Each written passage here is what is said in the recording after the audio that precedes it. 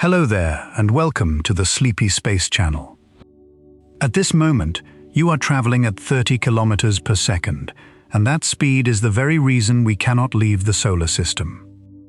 It points sideways, around the sun, never away from it, and the quiet arithmetic of orbits says that turning it costs as much as escaping outright.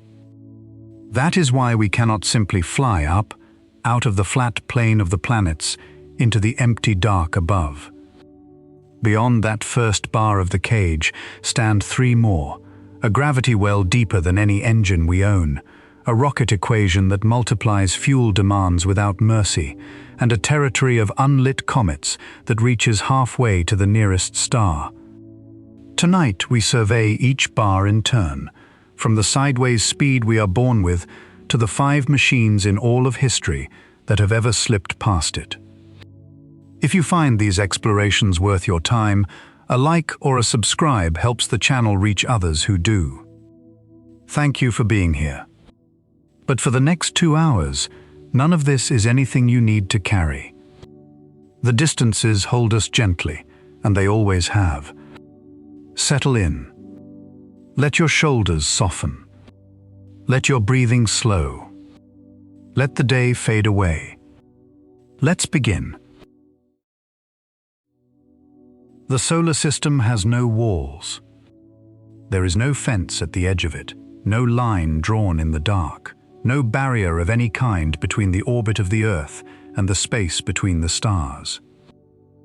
And yet, in the whole history of spaceflight, only 5 machines have ever left it. No person has come within 1,000 lifetimes of trying. That is the quiet, unresolved fact at the center of tonight's journey, and it deserves to be stated plainly before we settle into it.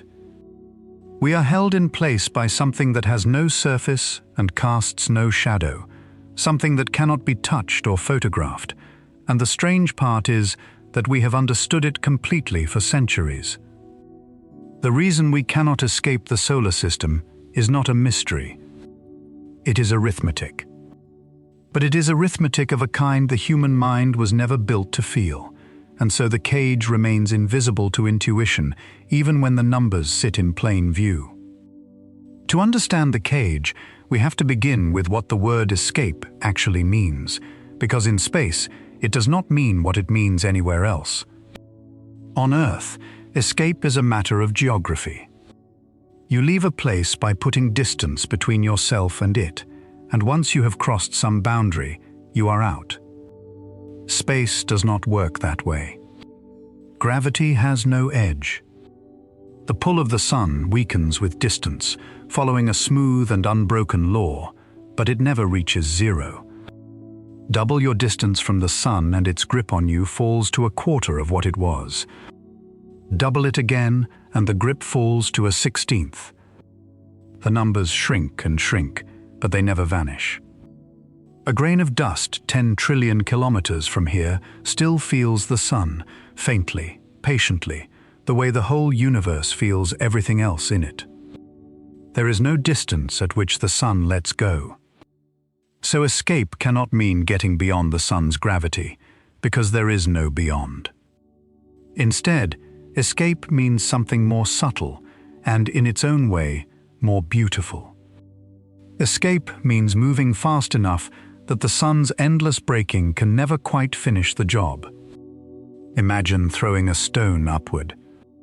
The stone rises, slows, stops, and falls back. Throw it harder, and it rises farther before it returns.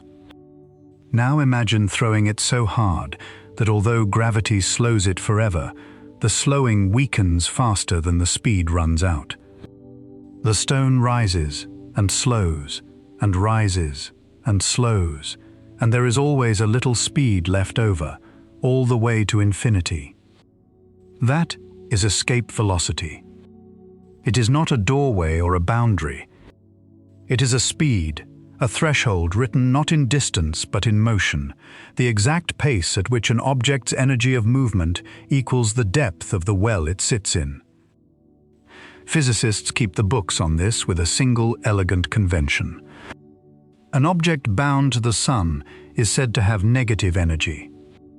That sounds abstract, but it describes something real. A planet in orbit is carrying a debt. Its motion is not enough to pay for its freedom, and the shortfall is the binding that holds it.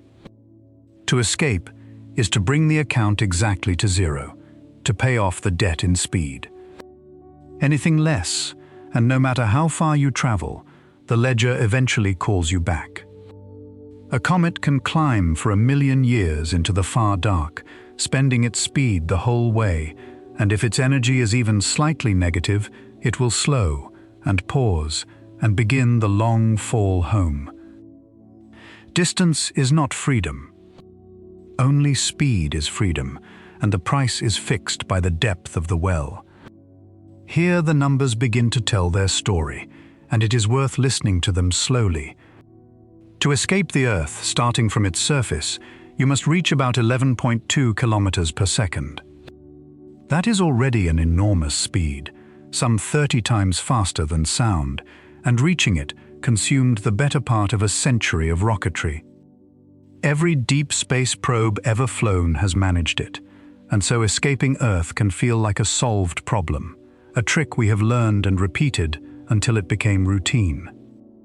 The intuition that follows is natural. If leaving Earth took 11 kilometers per second, then leaving the Sun's neighborhood should take somewhat more, and surely the same engineering, pushed a little harder, will do it.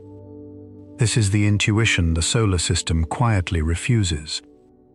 Escape velocity from the Sun, measured at the distance of Earth's orbit, is about 42 kilometers per second. Nearly 4 times the speed, and that figure hides its true cost, because the energy of motion does not grow in step with speed. It grows with the square of speed. 4 times the speed is roughly 14 times the energy. And notice what that 42 already includes. It is the fee charged at our distance, with 150 million kilometers of head start already banked. Down at the Sun's own surface, escape velocity is about 617 kilometers per second, 55 times Earth's. We live far up the slope of the well, on a comfortable ledge, and even from the ledge, the exit fee is nearly 4 times anything we routinely pay. There is one more number in this opening accounting, and it is the gentlest and most sobering of them all. An object in a circular orbit moves at exactly 71% of the escape velocity for its distance. That ratio is fixed, the same for every orbit around every body in the universe, a consequence of how energy divides itself between motion and position. It means the Earth, simply by orbiting, already carries about 70% of the speed needed to leave. We are not starting from a standstill. We were born moving, and moving fast, and the door is closer than a standing start would suggest. The trouble is the last 30%. In the economy of spaceflight, as we will see tonight, the last 30% of escape speed is the unaffordable part, the portion that has defeated every engine ever built, and most of the ones we have only imagined. It helps to say clearly what the cage is made of, since it is made of nothing you can see. The cage has 4 bars. The first is speed, the 42 kilometers per second that the well demands at our doorstep. The second is direction, because the speed we inherit points the wrong way, around the sun rather than away from it, and turning it is more expensive than almost anyone imagines. The third is fuel, because the mathematics of the rocket punishes every additional kilometer per second with an exponential appetite, so that the price of speed is not a line on a graph, but a curve that leaves the page. And the fourth is distance itself, because the sun's territory does not end at the planets, or at the edge of its wind, but continues outward for roughly 2 light-years, halfway to the nearest star. Tonight we will walk along each of these bars in turn, unhurried, and see how they join. Before we do, it is worth sitting for a moment with the strangest feature of the whole arrangement, which is how invisible it is from inside.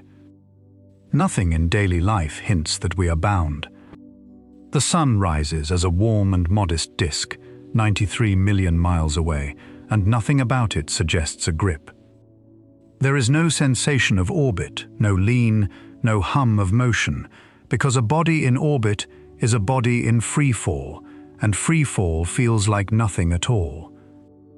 The Earth has been falling around the Sun for 4.5 billion years, and in all that time, the fall has never once been felt by anything living on it. The deepest structure of our situation, the single most consequential fact about where we are, registers on no sense we possess. We discovered it not by feeling it, but by calculating it, with pencils, over centuries. And the calculation, once made, rearranged the meaning of the sky. Every point of light overhead sits at the bottom of its own well, holding its own family of worlds in the same silent bookkeeping. The wells fill the galaxy the way dimples fill the surface of a pond in rain, each one deep in the middle and shallow at the rim, each one bleeding gently into the others. Between them there is no empty ground, no neutral place free of pulls, only the overlapping slopes of 100 billion holdings. Escape, everywhere in the universe, means the same thing it means here. It means paying a debt of energy that was contracted at birth, in a currency that only speed can supply. 5 machines, it was said, have paid it. It is worth being precise about what that meant, because the precision is the point. Each of the 5 is small, none heavier than a family car, most far lighter.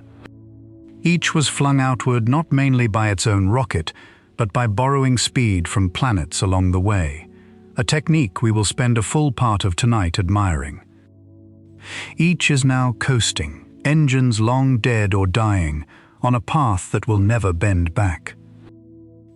They are the proof that the door exists. And each of them, moving at the greatest speeds our species has ever given to anything it built, will need tens of thousands of years to cross the territory that remains ahead of them. The door exists, and the 5 have passed through the near gate, and the hallway beyond the gate is longer than the whole history of civilization. That is the shape of tonight. Not a puzzle to be solved, because the puzzle was solved long ago, but a landscape to be surveyed, slowly, ledge by ledge and fence by fence. We will learn why the speed we own cannot be spent on leaving. We will answer, carefully, the question that sounds naive, and is actually profound, the question of why we cannot simply point a rocket straight up, out of the flat plane of the planets, and fly away into the empty dark above. We will meet the equation that turns fuel into despair, and the planets that lend their speed to anything that asks correctly, and the fastest object humanity has ever made, which is also, by the honest measure of energy, the most tightly held. None of this needs to be worrying. It is simply the architecture of home, seen clearly for once, and there is a deep calm in seeing it. The solar system is not holding us against our will. It is holding us the way it holds everything, evenly, impartially, with a patience that has outlasted every mountain on Earth and will outlast every mountain still to come. Every journey out of the solar system begins with a speed nobody asked for. At this moment, whatever you are doing, however still the room around you feels, you are moving at about 29.8 kilometers per second. So is your bed, your ceiling, your street, and the ground beneath all of them, to a depth of 6,000 kilometers of rock and iron. That is roughly 107,000 kilometers per hour, a pace that would cross the Atlantic Ocean in under 3 minutes. It is the speed of the Earth along its orbit, and it never varies by much, and it never stops. Of all the facts we will meet tonight, this one does the most work, because that enormous, permanent, unfelt motion is both the treasury we inherit at birth and the trap we cannot spend our way out of. It points sideways. It always points sideways. And the exit, as we will see, does not accept sideways as payment. To understand why we carry this speed, we have to go back before the Earth existed, to a cloud. The solar system began as a swath of cold gas and fine dust, light years across, drifting among the other clouds of the young galaxy. Like everything in the galaxy, it was turning, very slightly, the way almost any large thing turns when it has been stirred by neighbors for long enough. When part of that cloud began to collapse under its own weight, the turning did something remarkable. It refused to be lost. The spin of a collapsing thing concentrates as the thing shrinks, the way a skater turning slowly with arms outstretched begins to whirl when the arms pull inward. Nothing is added. The motion that was spread across light years simply gathers into a smaller and smaller space, and gathers speed as it does. The collapse could not proceed evenly, and this is where the shape of our sky was decided.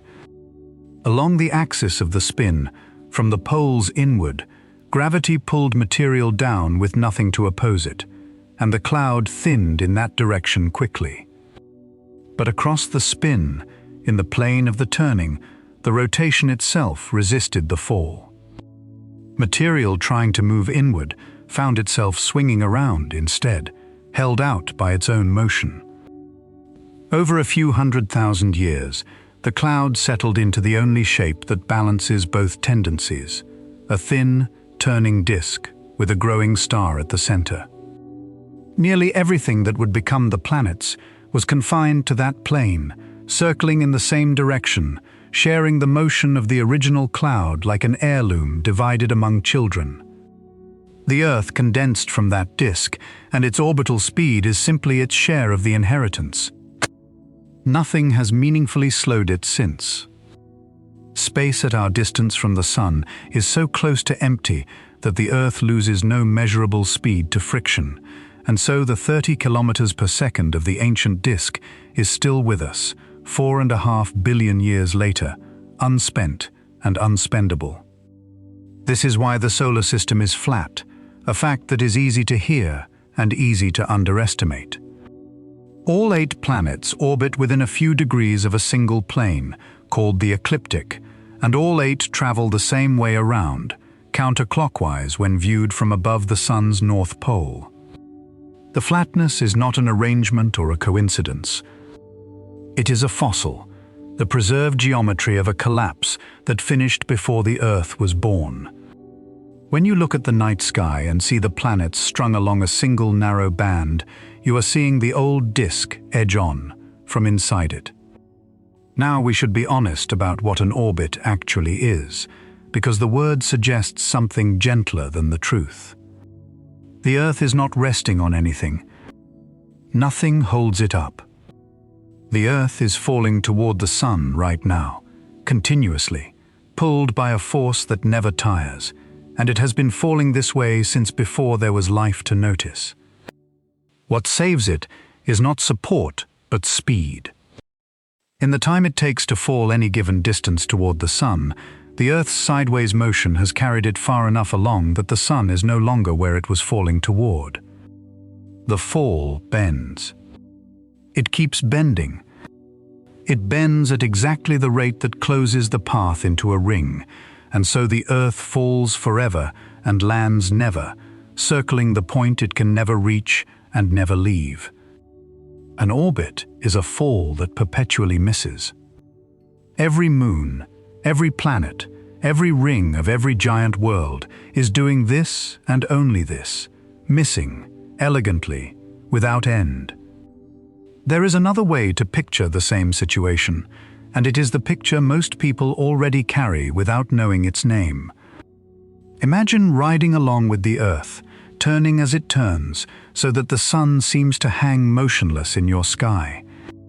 From inside that turning point of view, the orbit feels like a standoff between two forces. Gravity pulls the Earth inward, toward the Sun, and something else seems to fling it outward, the same apparent force that presses you against the door of a car rounding a bend, the outward lean of any turning thing.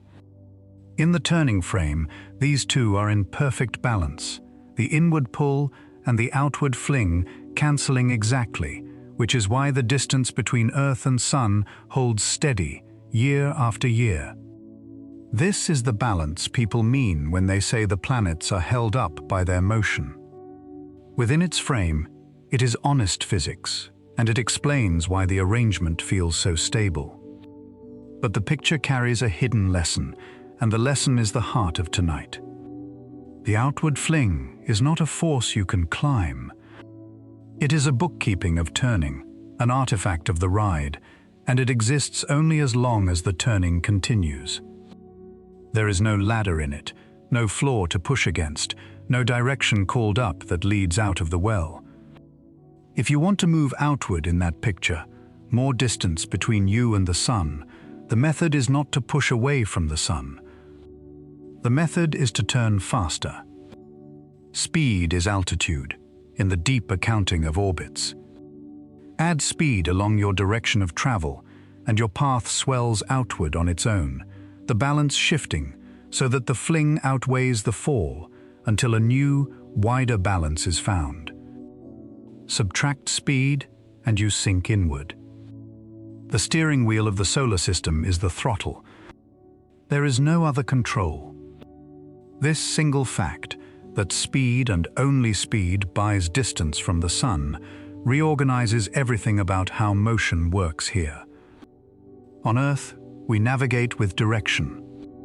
We point toward the place we want, and we proceed, and the pointing is most of the art. In orbit, pointing is almost irrelevant. A spacecraft that points its nose at Mars and burns its engine will not travel to Mars. It will merely tilt its endless fall into a slightly different endless fall. Nothing in the solar system travels in straight lines, because every object is falling around the sun at every moment, and the best any engine can do is reshape the curve of the fall. Every trajectory ever flown, every probe to every planet, has been a curve of this kind, an ellipse adjusted with exquisite timing, so that it intersects the curve of another falling world at the very moment that world arrives. Interplanetary navigation is not aiming. It is choreography, the timing of falls so that they cross. And every one of those choreographed falls begins with the same endowment, the Earth's 30 kilometers per second, which comes with the launch pad, free of charge and impossible to decline. It is worth pausing on how large this endowment truly is. The mightiest rockets ever flown, the towering machines that consume thousands of tons of fuel in minutes, add roughly 10 to 16 kilometers per second to their payloads by the time everything has burned. That is the full output of our civilization's best engineering, purchased at colossal expense. The Earth hands every one of those payloads nearly twice that, 30 kilometers per second, before the engines even light. In the economy of speed, we are born rich. The fortune simply happens to be deposited in a currency that circulates around the sun and cannot be withdrawn in the outward direction, and converting it, as the rest of tonight will show, costs more than the fortune itself. The inheritance even has small change in it. The Earth turns on its axis once a day, and at the equator, that turning moves the ground at about 0.47 kilometers per second toward the east. Rockets are launched from sites as close to the equator as nations can manage, and they are launched eastward to pocket that modest gift. Half a kilometer per second sounds trivial beside the numbers we have been handling, but at the prices the rocket equation charges, no gift is trivial. Whole spaceports have been cited for it. It is a measure of how steep the economics of speed truly are, that civilizations reorganize their geography to collect a 2% tip. The inheritance is not even divided equally among the planets, and the pattern of the division tells its own quiet story. Mercury, deepest in the well, circles the sun at about 47 kilometers per second, half again our own pace. Distant Neptune drifts along at barely 5.4. The nearer a world sits to the Sun, the faster it must move to keep missing it, which is the same trade of distance for speed that governs every falling stone and every returning comet. Even the Earth's own year has this trade written into it. Each January, at its closest approach to the Sun, the Earth hurries along at about 30.3 kilometers per second, and each July, at its farthest, it eases back to about 29.3, exchanging speed for distance and buying it back 6 months later, without a ledger entry ever being missed. And there is one more curiosity worth holding up to the light. The Sun owns almost everything here, about 99.86% of all the mass in the solar system, and yet the planets, those trailing crumbs, carry the overwhelming share of its turning motion. The original cloud exported its spin outward into the orbits as it collapsed, and how exactly it managed that transfer remains one of the open questions in the story of our beginnings. So this is the starting position, the opening balance of every attempt to leave. We circle the Sun in a flat, ancient plane at a speed we did not choose and cannot feel, inherited from a cloud that finished collapsing before our world existed. That speed holds us up in the only sense that matters, and it also holds us in. It is the largest single quantity of motion we will ever own, and it points permanently around rather than away. Whatever escape looks like, it must begin by reckoning with this endowment, spending it where it helps and fighting it where it hinders. In the next part of our journey, we will look downward, into the well itself, and measure honestly how deep the Sun's holding really goes. For now, let the number settle gently. 29.8 kilometers per second, sideways, forever. The fastest thing you will ever do is the thing you cannot stop doing, and it is carrying you in a circle. Having met the speed we own, we should now measure the well we owe it to. The oldest and most useful picture is the rubber sheet. Imagine space as a wide elastic surface, and imagine the Sun as a heavy sphere resting at its center, pressing the surface down into a deep, smooth funnel. Every planet rests partway up the slope of that funnel, each on its own ledge, circling the rim of the depression like a coin rolled around one of those spiral wishing wells. The picture is imperfect, as every picture of gravity is, but it earns its keep tonight, because it makes the central truth visible. We do not live beside the Sun. We live inside its depression, 150 million kilometers up the slope, and everything about leaving is a question of climbing. The first thing to notice about the funnel is how unevenly it is carved. Gravity strengthens sharply with closeness, and so the funnel is not a gentle bowl, but a steep throat that flares into a nearly flat plane. The steep part, the deep part, is the inner solar system. Here is a fact that rearranges the mental map the first time it lands. Measured in energy, the fall from Earth's orbit down to the Sun's surface is roughly as great as the climb from Earth's orbit out to interstellar space. Half the depth of the entire well, for our purposes, lies inside our own orbit. We think of ourselves as living deep in the Sun's domain, and in distance we do, but in energy we live in the upper reaches, near where the walls begin to lie back. The dungeon is below us. The trouble is that even the upper reaches charge an exit fee we cannot pay. Let us put honest numbers on the slope. At Mercury's ledge, close in where the walls are steep, escaping the Sun requires about 67 kilometers per second. At our ledge, as we have seen, the fee is about 42. Out at Jupiter's distance, it has fallen to 18.5, at Neptune's to under 8, and by the time you reach the boundary of the Sun's wind, far beyond the planets, the demand is barely 3. Farther still, At the inner edge of the great cloud of comets that marks the Sun's outermost holdings, the phi dwindles to less than 1 kilometre per second. Read those numbers in sequence, and the shape of the trap becomes clear. The well grows easier to leave with every step outward. The exit becomes nearly free, eventually. The cruelty is that the steps themselves are the expense, and the cheap exit lies at the top of a climb that is itself the whole cost. Now consider the strength of the hold at our own ledge, because it is gentler than you might guess, and the gentleness is the lesson. At the Earth's distance, the Sun's gravity accelerates us toward it at about 6 millimeters per second. That is a feeble tug. A feather pressed on your palm pushes harder.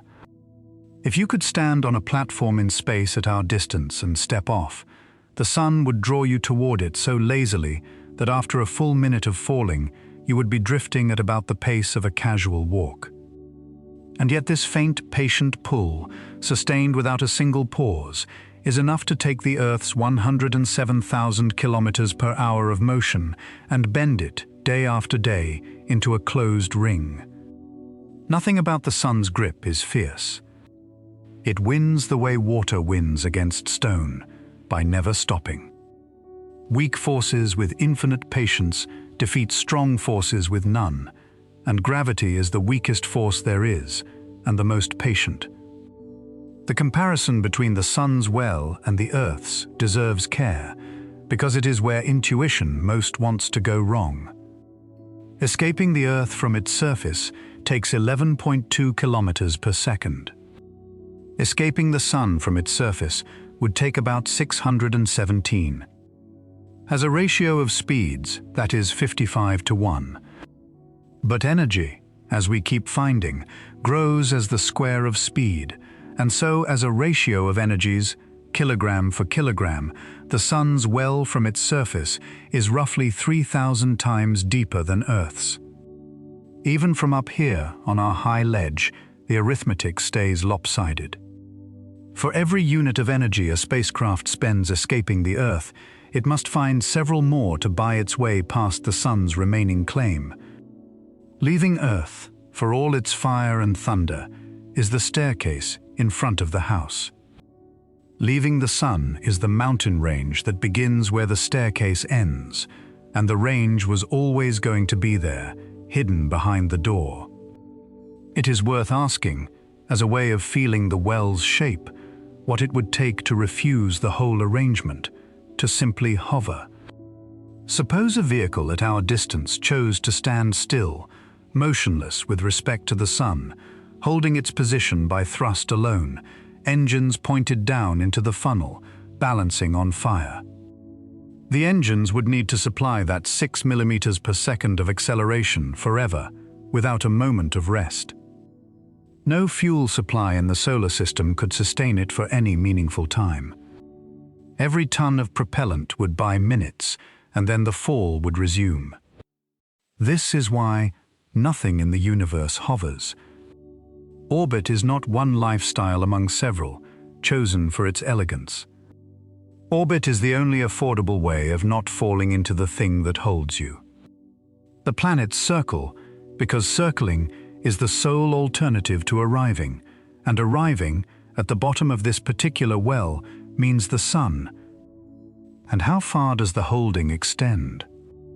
Here the well delivers its quietest surprise, one we will explore properly in a later part of tonight's journey. The funnel does not end at Neptune, or at the boundary where the Sun's wind gives out. It continues, flattening but never leveling, past every landmark of the maps we grew up with. The Sun remains the dominant gravitational voice, the deciding pull, out to roughly 100,000 times the distance between the Earth and the Sun, which is to say, between 1 and 2 light-years into the dark.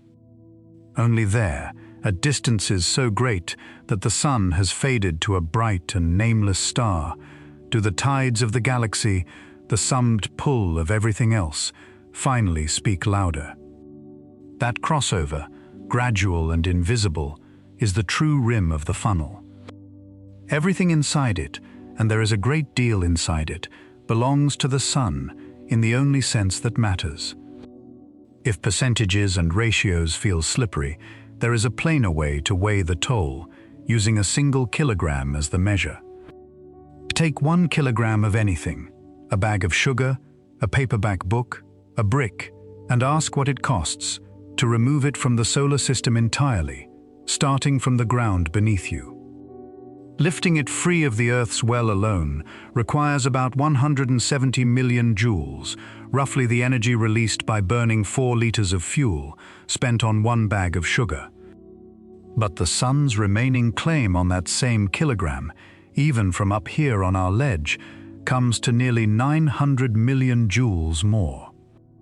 The sun's share of the bill is about 5 times the Earth's, for every kilogram, every time, before a single gram of scientific instrument or drinking water or traveler is counted.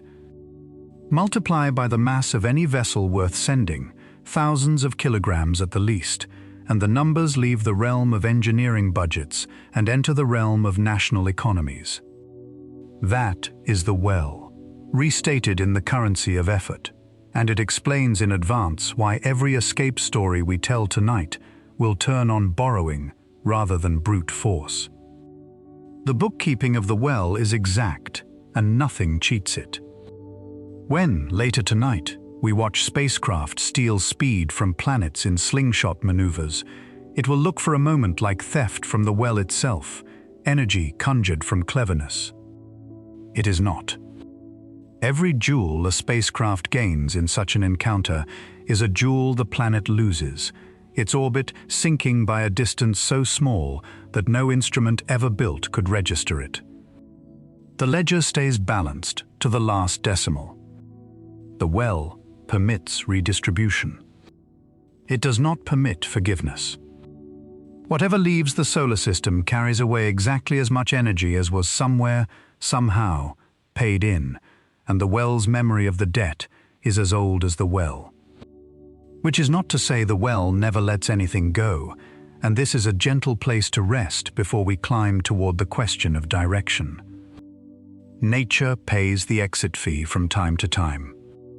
Comets from the sun's farthest holdings come falling in after millions of years on the slope, and occasionally one swings close by a giant planet at just the right angle, receives just the right nudge, and departs on an open curve, never to return. Whole worlds have likely left this way. In the solar system's chaotic youth, the giant planets are thought to have flung uncounted small bodies, and perhaps a full-grown planet or two, out of the funnel entirely, exiles wandering the galaxy still. The door is real, and it has been used. What is remarkable, surveying the 4.5 billion years of traffic, is who has used it. Ice, dust, rock, castaways of gravity's rough arithmetic, in their trillions. And, in the last few decades, 5 small machines, the first departures in the history of the well that were meant. So let the shape of the funnel settle into the mind's eye, wide and dark and deeper than any map of planets suggests. We are partway up its wall, on a ledge that circles forever, held by a force gentler than a breath that has never once let go. Below us, the steep throat and the fire. Above us, a slope that relaxes with every step and yet runs on for light years, out to a rim that no camera could ever photograph, because it is not a place, but a balance of pulls. The exit is at the top, and the exit is nearly free, and the climb is everything. Next, we take up the question that gives this night its title, the question of the direction that looks like a shortcut. If the solar system is a flat disk, and the emptiness above it is right there, why can we not simply fly up? And so we arrive at the question on the thumbnail, the question this night was named for. It deserves to be stated in its full, reasonable innocence, because it is a genuinely good question, and the people who ask it are thinking more clearly than they are usually given credit for. The solar system, as we have seen, is flat. The planets, the asteroids, the dust, the debris, nearly all of it circulates in one thin plane, a disk of hazards and distances laid out like a map on a table. But a disk is thin. Above it and below it, in the directions we might as well call up and down, the sky is comparatively empty, an uncluttered dark reaching away toward the stars. So why do we bother with the long way, out through the crowded plain, past planet after planet, fence after fence? Why not point a rocket straight up, perpendicular to the whole arrangement, and simply climb out of the disk, the way a swimmer surfaces from a pool? The answer is one of the most quietly beautiful in all of spaceflight, and it begins with a distinction our instincts refuse to make. On Earth, direction is something you choose. You stand still, you face where you wish to go, and you proceed. Every intuition about travel we own was trained in that world, the world of standing still first. But nothing in the solar system stands still, and nothing ever has. You do not choose your direction from rest. You amend your direction from 29.8 kilometers per second of inherited sideways motion, and that inheritance, as we have seen, cannot be declined. It comes with you, all of it, no matter which way your engine points. The question is never, which way shall I go? The question is always, what shall I do about the way I am already going? Watch what actually happens to the swimmer. Imagine a rocket launched from the Earth's North Pole, rising perpendicular to the ecliptic, straight up out of the plane by every earthly definition of the words. Suppose it is a magnificent rocket, and by the time its engines fall silent, it has achieved 10 kilometers per second of upward speed, a pace that would carry it from London to Cairo in 5 minutes. Surely, we feel, it is on its way to the empty dark above the disk. But the accounting says otherwise. The rocket still carries the Earth's 30 kilometers per second of sideways motion, undiminished, because no upward push subtracts from a sideways speed. Its true velocity through the solar system is the combination 30 sideways and 10 upward, a shallow diagonal, an angle of barely 18 degrees above the plane it was trying to leave. The sun's gravity takes that diagonal and does what it does to every motion, bends it into an orbit. The new orbit is tilted with respect to the old one, and that is all it is. Tilted. Follow the rocket around its new path, and the full disappointment unfolds gently, like a tide going out. It climbs above the plane, coasting upward, the sun's pull patiently reclaiming its vertical speed. Some months later, it reaches its highest point above the disk, and it is a genuinely high point, tens of millions of kilometers above the ecliptic, from which the solar system would look like a map on a distant table. And then it comes back down. Not to Earth, but through the plane, descending the far side of its tilted circle, crossing the disk it was supposed to have left, and continuing below it, as far beneath the table as it stood above. Half an orbit later, it rises again. It will do this forever. It has not escaped the disk. It has become a permanent commuter through it, crossing twice per orbit, year after year, a moth circling the same lamp on a slightly slanted path. This is the fate of every attempt to leave the plane by simply pushing upward. You cannot climb out of a merry-go-round. You can only wobble your seat. Here the geometry closes the door with a certainty that has nothing to do with engineering. Every orbit around the sun must trace a path whose plane passes through the sun's center, because gravity pulls toward that center and toward nothing else. There is no orbit shaped like a hover, no closed path that stays always above the disk. Any trajectory that rises above the plane on one side of the sun is compelled, by the geometry of falling, to descend through it on the other. Remaining permanently above the solar system is not expensive. For anything that orbits, it is impossible. in the way that a triangle with 4 sides is impossible. The only way to stay up is to keep engines burning against gravity for eternity, and we have already seen what hovering costs.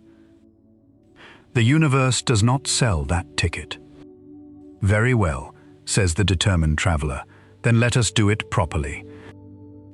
Do not merely add an upward push. Turn the velocity itself. Cancel the sideways inheritance, all 30 kilometers per second of it, and replace it with 30 kilometers per second pointed straight up out of the plane. Now there is no diagonal, no tilted orbit, no commuting through the disk. And this, at last, is where the cage shows the true price on its bars, because the cost of that turn can be computed on the back of an envelope, and the result is the most important number of the night. To erase a velocity of 30 and create a velocity of 30 at right angles to it requires, by the plain arithmetic of vectors, about 42 kilometers per second of change. The diagonal of a square whose sides are 30. 42. We have met that number before. It is the escape velocity from the solar system at Earth's distance. Turning 90 degrees, merely changing lanes while remaining exactly as far from the sun as before, costs the same as leaving forever. Sit with that for a moment, because it is the strangest toll booth in the universe. The universe charges the full price of the exit for the privilege of facing a different direction. A civilization that could afford to fly straight up could afford for the same expenditure to escape the sun entirely, and would gain incomparably more by doing so. Flying up is not a shortcut out of the solar system. Flying up is the exit fare, paid in full, in exchange for nothing. This is why no mission has ever done it, and no mission ever will. Not because the empty dark above the disk is forbidden, but because the price of pointing at it is the price of the whole sky. The tyranny extends, in smaller denominations, to every angle in between. Mission designers speak of a plane change, the maneuver that tilts an orbit, and they speak of it the way sailors speak of reefs. The cost follows a simple rule: twice your orbital speed times the sine of half the angle of the turn. At Earth's orbital speed, a turn of just 10 degrees costs about 5.2 kilometers per second, roughly the entire propulsion budget of a mission to Mars, spent without traveling anywhere new, without gaining a meter of altitude, purchasing only a modest lean. Even 1 degree costs half a kilometer per second, the whole equatorial launch bonus gone in a nod. And the same prison operates in miniature around our own planet. A satellite circling the Earth that wishes to tilt its orbit by 90 degrees must spend about 10.7 kilometers per second, very nearly the cost of having been launched in the first place. It is cheaper to build a second satellite and launch it into the desired tilt than to turn the first one. Space agencies do exactly that, routinely, because arithmetic is cheaper than fuel. There is one exception, one legal loophole, and its story is worth telling properly because it proves the rule it bends. The rule within the rule is this: the cost of turning scales with how fast you are moving when you turn. Turning is cheap where speed is low, and speed is low far from the sun, at the outer, drifting end of a long elliptical orbit. So the affordable way to tilt is to travel far away first, turn where the toll is small, and let gravity restore your speed on the way back in. Some decades ago, a mission was flown to see the poles of the sun, the two regions no planet ever passes over, invisible forever from inside the disk. No rocket, then or now, could pay the direct plane change fare of tens of kilometers per second. So the probe was sent outward, away from its target, all the way to Jupiter, and there the largest planet's gravity was borrowed as a pivot. Jupiter bent the little probe's path up and over, wrenching its orbit to an inclination of about 80 degrees, nearly perpendicular to the plane of the planets, for free. The probe spent its career swinging high over the Sun's south pole, then its north, seeing what nothing born of the disk had ever seen. To go up, it first had to go out, 780 million kilometers out, and ask the one resident of the disk strong enough to grant the favor. That itinerary, outward in order to climb, is the plane problem stated as a travel diary. 2 footnotes complete the picture, one humbling and one clarifying. The humbling one first. The emptiness above the disk is partly an illusion of the maps. The planets and their debris do keep to the plane, but the Sun's outermost holding, the great cloud of distant comets we will visit later tonight, is not flat at all. It is a sphere wrapped around the whole solar system, above the poles of the Sun as much as beyond the orbits of the planets. The high road out of the disk is emptier of worlds, but it is not 1 meter shorter, and it passes through the Sun's territory for just as many light years as the low road does. Even if the plane change toll were waived tomorrow, up would still not be a shortcut. There are no shortcuts. The territory is a sphere, and we are at the middle of it. The clarifying footnote is written by visitors.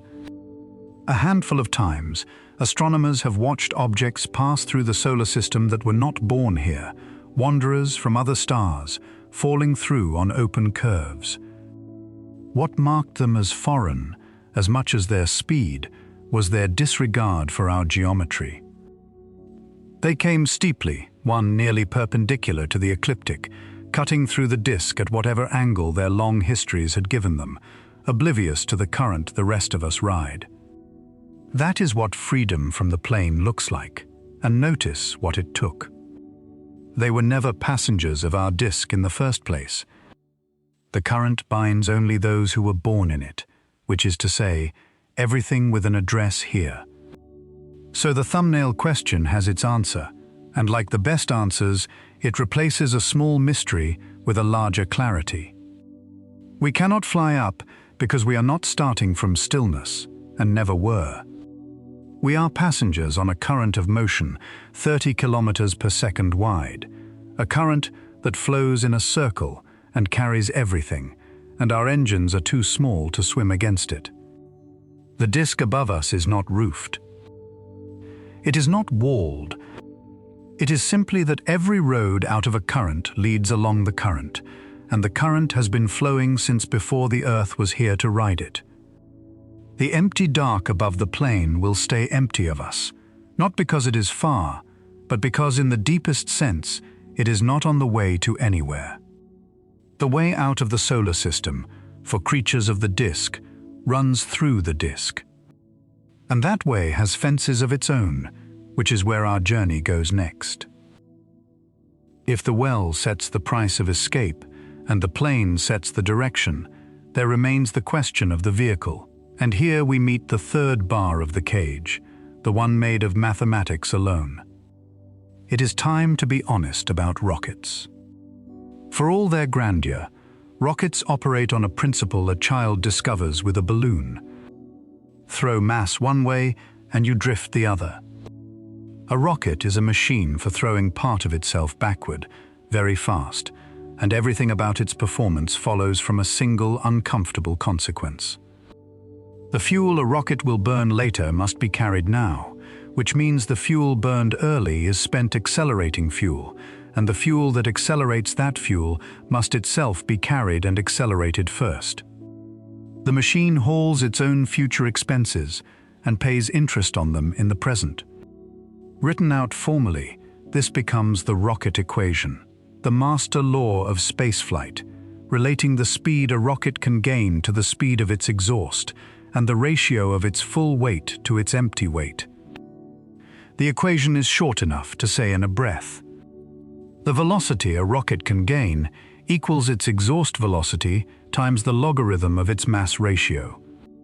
But inside that word logarithm lives the whole tragedy of the field, because a logarithm grows with legendary slowness, and inverted, it becomes an exponential, which grows without mercy.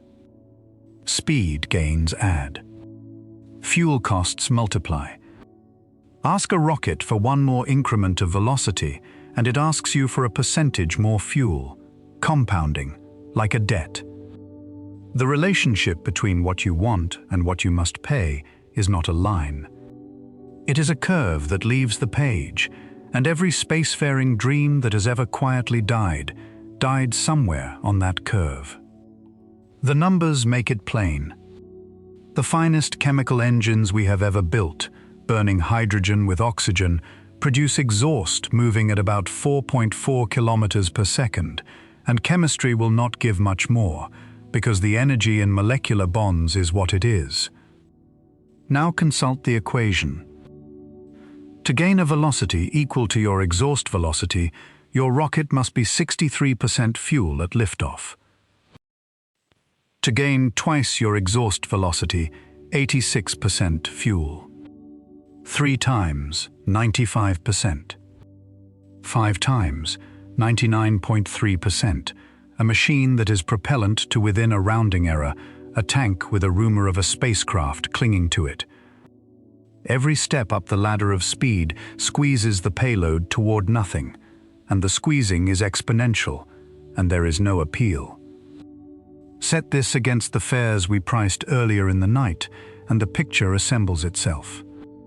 Escaping the sun from a standing start at Earth's distance costs 42 kilometers per second, nearly 10 times chemical exhaust velocity. Run the equation, and the required mass ratio comes out not in the thousands, but in the tens of thousands.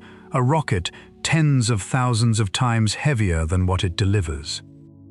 No such machine can exist, and the reason is not timidity, but tankage.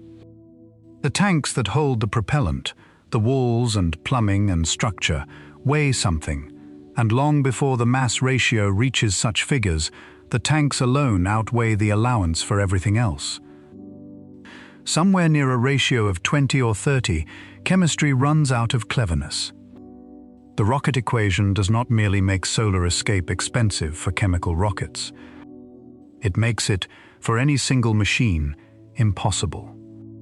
The escape we have found from this arithmetic, the one that carried every great mission of the space age, is staging, and it deserves a moment of appreciation because it is engineering conducted in the teeth of an exponential. A staged rocket is a rocket that eats itself. It burns the fuel in its largest tank, then discards the tank, the engines, the plumbing, the very structure, so that the remaining fuel pushes a lighter machine. Then it does it again. Each discarded stage resets the mass ratio, stretching the budget a little further up the curve. It is why every launch you have ever watched sheds pieces as it climbs, and why the mightiest launchers ever flown, machines of 3,000 tons, standing taller than city monuments, deliver to an Earth escape path a payload of a few tens of tons, a fraction under 1% of what stood on the pad. Staging is a good trick, and it is our best trick, and against the exponential it buys, in the end, linear relief. It stretches the budget. It does not repeal the law. To feel what these mass ratios mean, it helps to compare the rocket with the other machines of travel. A long-haul airliner at takeoff is about 40% fuel by weight, and we consider that remarkable.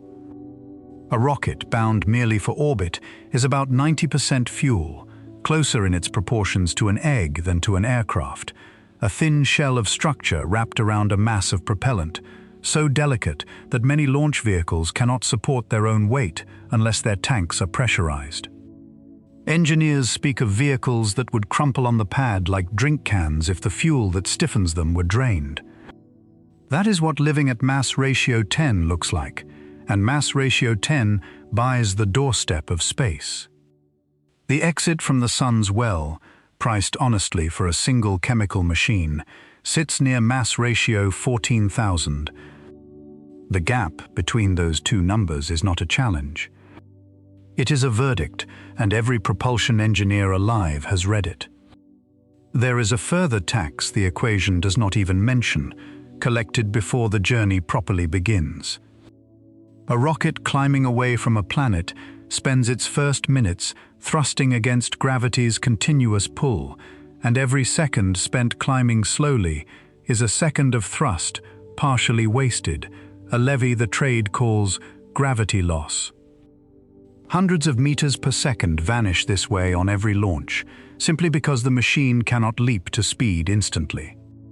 The equation's exponential applies to the total bill, gravity losses included, which is why designers fight for every 0.5% of engine performance with an intensity outsiders find baffling. On the exponential's steep slope, small percentages are the difference between a mission and a monument. It is worth pausing to notice how narrowly we escaped even our own planet, because the margin is thinner than the history books make it feel. Earth's escape velocity of 11.2 kilometers per second stands at about 2.5 times chemical exhaust speed, which the equation prices at a mass ratio of about 12, just within reach of staged engineering. Had our planet been modestly larger, the arithmetic would have tilted against us. A world with twice Earth's mass in the same footprint would demand escape speeds that push chemical mass ratios toward the hundreds, at the edge of what tanks and structures can be built to survive. Civilizations on such worlds, if they exist, may be brilliant, curious, and permanently grounded, their astronomy flourishing under a sky they can study, but never touch. We got out of our own basement on a technicality of geology. The sun's front door was always going to be another matter. Are there better engines? There are, and their story sharpens the lesson rather than softening it. Ion engines, flown on real missions for decades now, work by accelerating individual charged atoms with electric fields, achieving exhaust velocities of 30 kilometers per second and more, 7 times chemistry's best. The equation rewards exhaust velocity richly, so this is a genuine revolution, but it arrives with a condition. The thrust of an ion engine is measured in the weight of coins. A sheet of paper resting on your palm presses down harder than some of these engines push. They cannot lift themselves, let alone a rocket. What they can do is push, faintly, without rest, for years, and in the patient mathematics of space, faint and tireless wins. The most traveled ion craft yet flown accumulated about 11 kilometers per second of velocity change over a decade of thrusting, more than any chemical stage has ever delivered to a payload on a few hundred kilograms of propellant. Patience, it turns out, is the cheapest propellant we have ever discovered. Nuclear engines double the stakes again. Reactor-heated hydrogen was ground-tested to flight readiness decades ago, promising exhaust velocities near 9 kilometers per second, halving the exponent that chemistry must live under. And at the far edge of seriousness sits the old detonation pulse concept, a vessel riding a drumbeat of small nuclear charges against a pusher plate, a design studied in earnest and never flown, whose effective exhaust speeds would reach tens of kilometers per second, enough to carry city-sized masses out of the suns well within a human lifetime. It remains the only propulsion concept ever engineered in detail that could have done so, and it was set aside for reasons of treaty and conscience, not physics. The cage's third bar, it turns out, has a key hanging beside it that we chose not to turn. And notice, before we leave the engines behind, the shape of the trade the better engines demand. Chemistry gives great thrust for minutes. Ion drives give whispering thrust for years.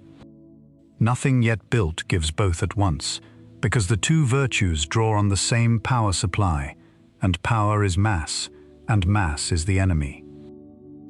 An engine that pushed hard and long would need a power plant so heavy that the equation would reclaim everything the engine earned. So the field lives on a seesaw. On one end, fire without patience. On the other, patience without fire. The exit from the solar system, 42 kilometers per second up the well's slope, sits comfortably beyond the practical reach of either end alone, in the territory where only combinations, borrowings, and decades of accumulated pushing can trespass. But the deepest truth of this part of the night is that the rocket equation is not a failure of imagination awaiting a genius. It is conservation of momentum wearing overalls. Any machine that moves by throwing mass backward, whether the mass is burned kerosene, charged atoms, or the debris of small detonations, obeys the same logarithm, pays the same compounding price. The equation cannot be repealed, only avoided, and the ways of avoiding it all share a single shape. Take your push from something you do not carry. Bounce off a planet's motion. Ride the pressure of sunlight on a vast mirror. Catch a beam sent from home. Every serious plan for leaving the solar system, as we will see before the night is done, is a plan for not bringing the fuel, because the mathematics of bringing the fuel has been closed, examined, and found to be a wall. Chemistry raised us off our world, and chemistry, having done that one magnificent thing, is finished. The exit belongs to borrowers. We are halfway through the night now, and this is a good place to gather, gently, what the journey has already laid out, the way a walker pauses at a bend to look back down the path. We began with the meaning of escape and found it was not a place but a speed, 42 kilometers per second at our distance, the price of bringing a very old debt to zero. We met our inheritance, the 30 kilometers per second of sideways motion left to us by a collapsing cloud, the speed that holds us up and hems us in. We measured the well, gentler than a breath and deeper than intuition, its energies lopsided toward the sun by thousands to one. We answered the question of flying up and learned that turning is as dear as leaving, that the current we ride has no exits at right angles. And we met the rocket equation, the compounding arithmetic that closes the door on brute force and hands the future to borrowers. Speed, direction, fuel. 3 bars of the cage, each now familiar. What remains is the fourth, and the fourth is the one that humbles the other 3. Distance. Because even if the speed were granted, the direction were free, and the fuel were infinite, there would remain the simple question of where the solar system actually ends, and the answer is so much farther than the maps of childhood suggest that it changes what the word escape can even mean. The solar system of the classroom poster ends at Neptune, 30 astronomical units from the Sun, 30 times the gap between the Sun and the Earth. Call that the first fence, the fence of the planets. It is real in its way. Beyond Neptune there are no more worlds of consequence, and the Sun's warmth has thinned to a 500th of ours. When our fastest machines crossed the orbit of Neptune, the newspapers of the day said they had left the solar system, and it was an honest mistake. They had left the neighborhood of the planets. They had not left anything else. The second fence begins at the first. From 30 out to about 55 astronomical units stretches the belt of icy worlds, a broad ring of leftovers from the Great Construction, hundreds of thousands of bodies larger than mountains, drifting through centuries-long orbits in a cold that hovers a few dozen degrees above the final zero. The largest of them are round little worlds in their own right, one of them famous enough to have once been counted among the planets. This is the cold suburb, the last district where the solar system keeps solid citizens in any number, and our fastest machine took 9 years to reach its most celebrated resident and photograph its plains of nitrogen ice. 9 years to reach the beginning of the outskirts. The third fence is not made of worlds at all, but of weather. The sun does not merely shine. It exhales, a continuous thin wind of charged particles rushing outward in every direction at hundreds of kilometers per second. And that wind inflates a bubble in the interstellar gas, the way breath inflates a balloon. Inside the bubble, the space between worlds is the sun's space, filled with its breath and threaded by its magnetism.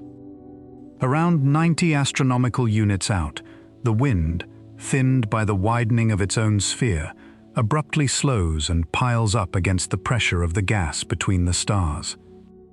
And near 120 astronomical units, 4 times the distance of Neptune, comes the boundary itself, the heliopause, where the sun's breath finally stalls and the breath of the galaxy begins.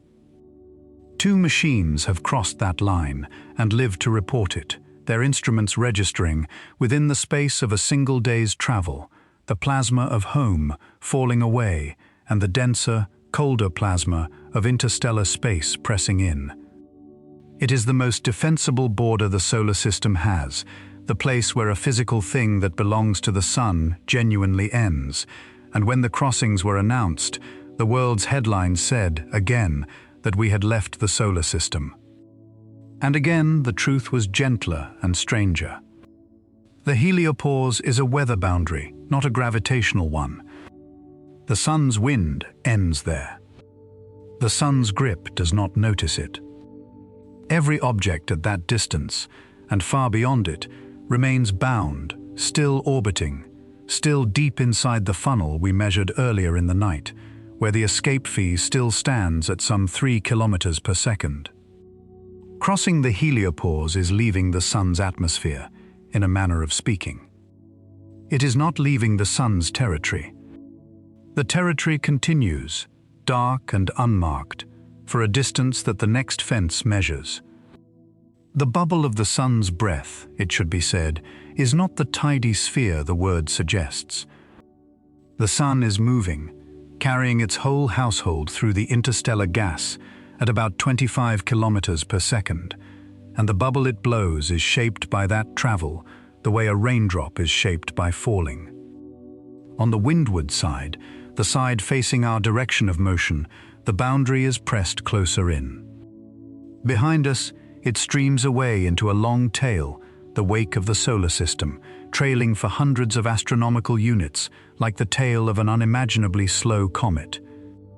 The solar system has a windward side and a leeward side, a front door and a wake, and the 2 machines that cross the border, both left, as it happens, through the general direction of the front. The border also breathes. The sun's wind waxes and wanes on its 11-year cycle of activity, and as the breath strengthens and weakens, the whole bubble swells and contracts by astronomical units at a time. The 2 crossings were made at slightly different distances, partly for this reason.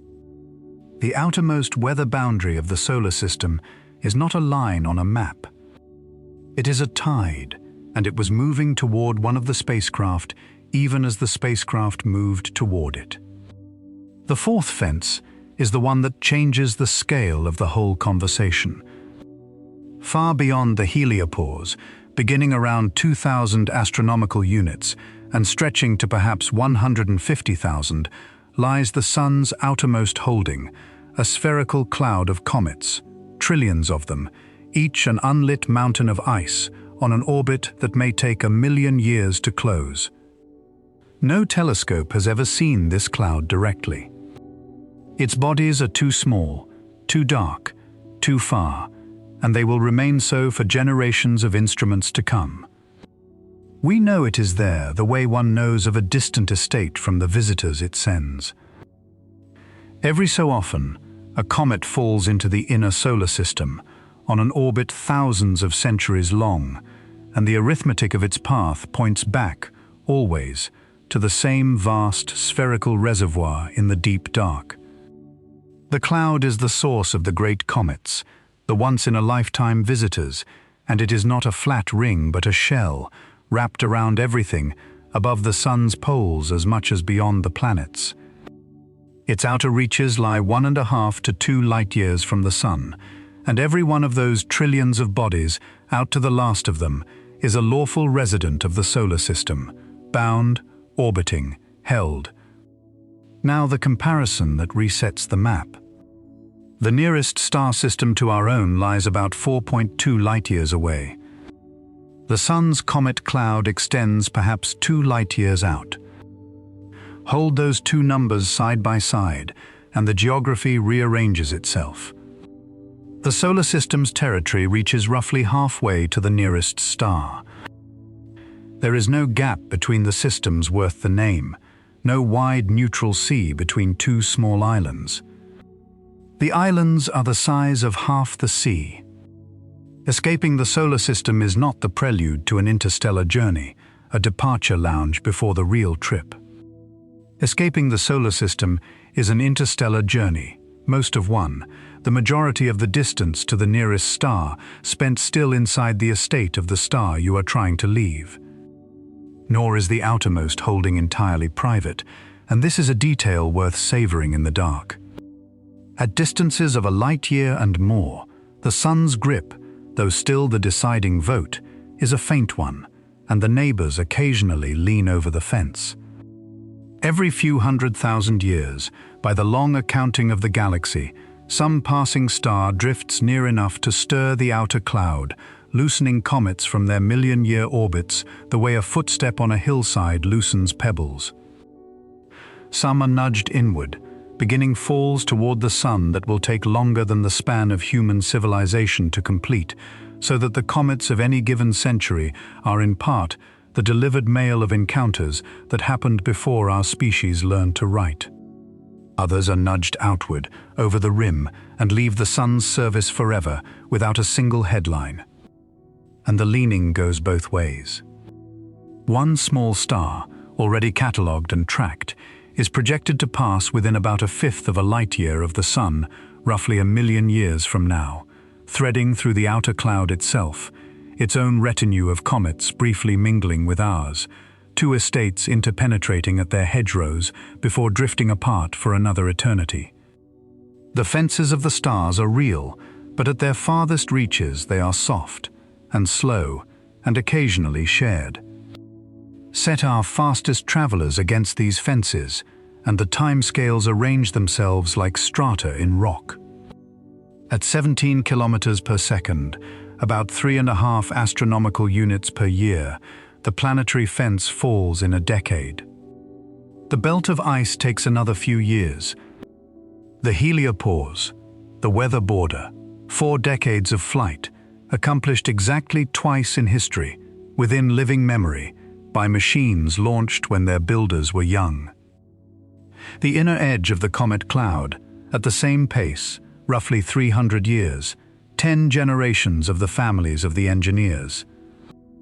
And the far side of the cloud, the last fence post of the Sun's holding, the true edge beyond which the galaxy's tides speak louder than the Sun, on the order of 30,000 years.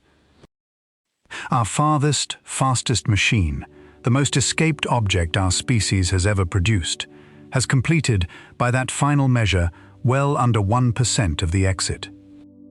It has been flying for half a century, and it has crossed the garden, and the estate goes on ahead of it for 100 times the length of recorded history. Let those proportions rest a moment, without alarm, because there is a stillness in them once they settle. An astronomical unit is 8 minutes of light. The heliopause is 18 hours of light. The cloud's far edge is 2 years of light. The fences are nested almost musically, each an order of magnitude beyond the last, and the innermost of them contains every photograph of a world ever taken, every landing, every footprint, every voice. All of human spaceflight, the whole heroic age, has unfolded in the innermost courtyard of a territory whose fences run outward for light years. That is not a defeat. It is a measurement, and measurements are how the night sky has always repaid our attention, by being larger than the guess, every single time we have asked it honestly.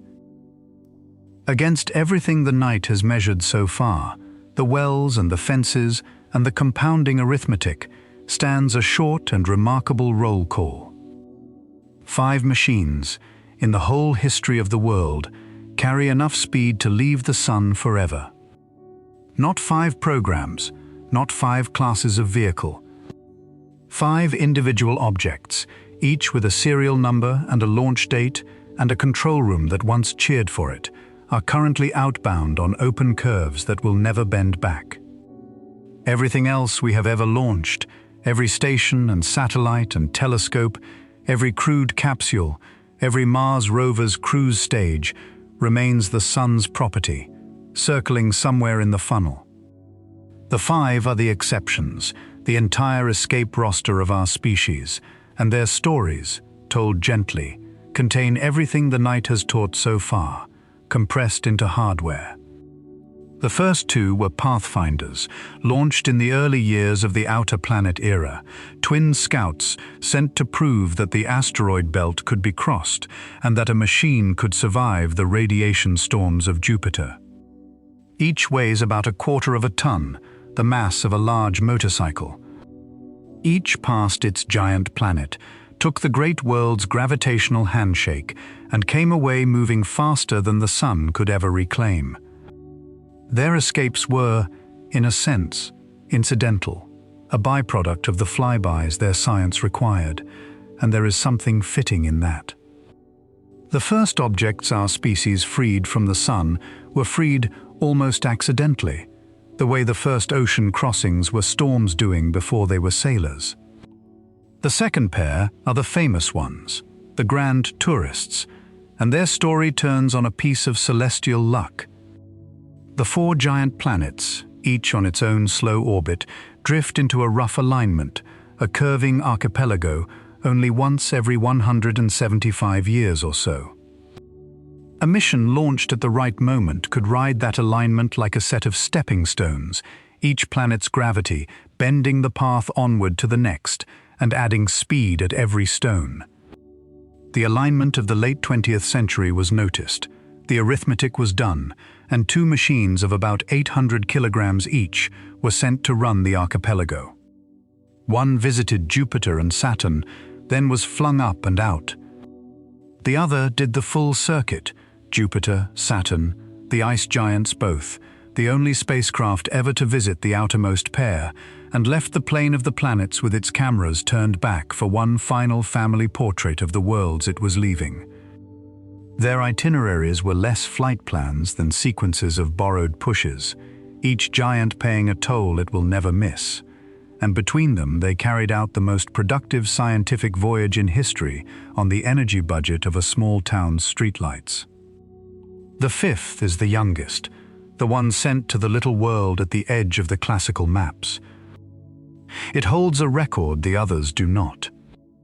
It left the Earth faster than anything before or since, about 16.3 kilometers per second relative to the ground, the only spacecraft ever launched at beyond Earth's own escape velocity, so urgently flung that it crossed the Moon's orbit in 9 hours, a journey the crewed missions of an earlier age took 3 days to make. And yet, for all that violence of departure, it is not the fastest of the 5 today. It received only one planetary handshake, a single Jupiter assist, where the grand tourists collected several, and in the ledger of final speed, the borrowing matters more than the launch. The lesson of the whole night, written in the roll call. What you are given at the start counts for less than what you arrange to be lent along the way. It is worth lining up the 5 by speed, because the spread tells its own story about borrowing. The 2 Pathfinders, with one giant handshake each, settled onto escape paths of about 11 and 12 kilometers per second. The youngest, with its record launch and its single Jupiter assist, cruises at about 14. The second grand tourist, with 4 assists, at about 15. And the leader, whose Saturn flyby was tuned especially aggressively, at 17. The whole roster spans barely 6 kilometers per second, and every member of it sits far below the 42 that a standing start at Earth's distance would have demanded. Not one of the 5 paid the full fare from its own tanks, or could have. The planets paid, in 5 slightly different installments. And the differences in the installments are the differences in the speeds, and that 6-kilometre spread will widen over the millennia into gaps of whole light years between the members of this smallest of fleets. One more clause of their contracts deserves reading aloud. Every one of the 5 departures was, by physics and not policy, irrevocable. None of the 5 carries remotely enough propellant to turn around, and none was ever meant to. Their thrusters exist to point antennas and trim trajectories, sips of gas measured in grams, and the arithmetic of the rocket equation prices a return, a full reversal of an escape trajectory, at more than the original mission several times over. Escape velocity spends the entire treasury on the exit. Once the last flyby was done and the ledger tipped past zero, each machine's future was fixed to the end of time, and the people in the control rooms knew it at the moment of the burn. There is a particular kind of farewell in that, unfamiliar to a species whose every previous vehicle could, in principle, come home. Where are they now? The leader, the first of the grand tourists, is the farthest human-made object in existence, more than 160 astronomical units out, 23 billion kilometers, moving at about 17 kilometers per second. Its radio whispers take almost a full day to arrive, and they are whispers in the fullest sense, transmitted at about 20 watts, the power of a refrigerator bulb, received by dishes 70 meters across that strain, to hear it below the hiss of the sky. Its twin follows on a different heading, southward out of the plane, a few years behind. The 2 pathfinders, their power long exhausted, fell silent decades ago and coast on unheard, one toward the constellation of the Bull, one in nearly the opposite direction. The elder of the 2 spoke its last from beyond the orbit of Neptune, its signal by then taking more than 11 hours to crawl home, its power so depleted that the engineers had been rationing instruments for years, switching heaters off to keep a single experiment breathing. When the final contact faded below the noise, nothing dramatic happened, which is the point worth keeping. Silence, not distance, is how these missions actually end. The machine is still perfectly intact, still coasting, still gaining 11 kilometers on the sun with every passing second, and it will be doing exactly that when the pyramids have worn to sand. The youngest still speaks, out beyond the icy belt, its instruments watching a territory no camera had ever resolved. Between the 5 of them, they are leaving the solar system in 5 different directions, a slow, silent firework, the pattern of it decided not by anyone's plan, but by the geometry of decades-old flybys. None of them is aimed at anything. It is worth saying that plainly. Their headings are the accidents of their itineraries, the directions the last planet happened to throw them, and the stars they will someday pass near are coincidences, not destinations. And what will become of them? Here the timescales of the fences return, wearing the roll call's faces. The leader crossed the heliopause years ago and now swims in interstellar plasma, the first machine ever to sample the material between the stars, and by the measure of the sun's wind, it has left home. By the measure of the sun's gravity, it has barely started. Ahead of it lies the comet cloud, which it will not enter for some 300 years, and will not exit for perhaps 30,000. Its power source, a slowly cooling pellet of radioactive material, loses a few watts every year, and within this generation, the last instrument will be switched off and the transmitter will fall silent, somewhere in the dark between the weather border and the first comets. The mission will not end so much as go quiet, one subsystem at a time, a long-managed dimming that its operators describe with the tenderness usually reserved for the elderly. After that, it is a monument, coasting. In about 40,000 years, it will pass within 1.5 light-years of a small, dim star, its first stellar encounter, which it will make as a dead machine, unable to notice. Its twin, on its southward road, has a similar appointment in a similar era. At 17 kilometers per second, a light year takes 17,500 years to cross, and the gap to our nearest stellar neighbors corresponds to some 70,000, and none of the five is pointed that way in any case. In the very long run, the grand tourists will simply trade landlords, giving up their allegiance to the sun and settling into vast, slow orbits around the center of the galaxy, 2 more grains among the billions, circling every quarter of a billion years, forever. Knowing all this, the builders did something that still stops the heart a little. They put messages aboard. The pathfinders carry engraved plaques, a man and a woman, a map of pulsars pointing home. The grand tourists each carry a golden record, sounds and images of Earth, greetings in dozens of languages, a baby's cry, a heartbeat, music. The gesture was made with full knowledge of the odds, and that is what gives it its weight.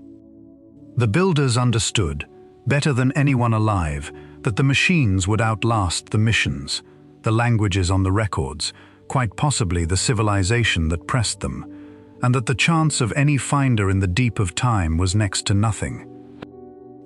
They sent the messages anyway, bottles thrown into a sea with no far shore in reach, because the throwing itself was the point. The five are not going anywhere, in the destination sense of the word. They are simply going, permanently, and they are the proof, coasting and cooling out beyond the weather of the sun, that the door in the cage was never locked. It was only, and it remains, a very long walk from the gate. 5 times tonight we have said the word borrowed, and it is time to open the vault and watch a borrowing actually happen, because the gravity assist is the single most consequential trick our species has ever performed in space, and it can be understood completely with a ping-pong ball and a train. Picture the ball thrown gently at the front of an oncoming locomotive. In the locomotive's own frame of reference, nothing interesting occurs. The ball arrives at some speed, bounces elastically, and departs at the same speed, the way balls bounce off walls. But watch the same bounce from the platform, and the accounting changes. The ball arrived at its own modest speed, and it left carrying that speed plus twice the speed of the train, flung forward by the encounter, because the wall it bounced from was itself rushing toward it. No magic was involved.